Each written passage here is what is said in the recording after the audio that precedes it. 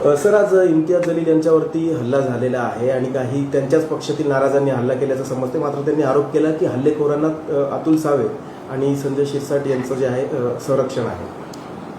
इम्तियाज जलील हा एक नंबरचा खोटारडा माणूस आहे.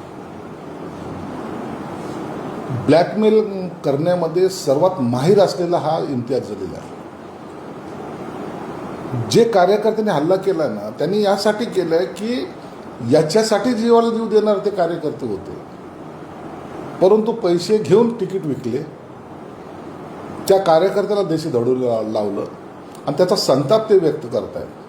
म्हणून जशी करणी वैसी भरणी हे आज इम्तियाज जलीलला पाहायला मिळालेलं. जो शेर आहे रे शेर आहे म्हणायचा ना, त्या शेर आयला आता पळावं लागतंय.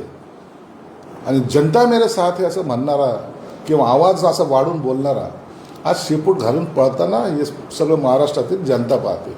म्हणून तू केलेले पाप हे तुला भोगावं लागणार आहे.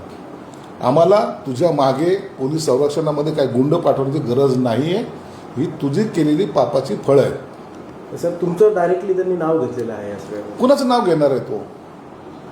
त्या ज्या मारहाण करणारे आहेत ना, त्यांना पोलिसांनी पकडलं पाहिजे आणि त्याच्याकडून विचारलं पाहिजे, तू का दगड मारतोयस, तू का त्याच्या मागं धावतोयस, का लाटे घेऊन फिरायला लागलास.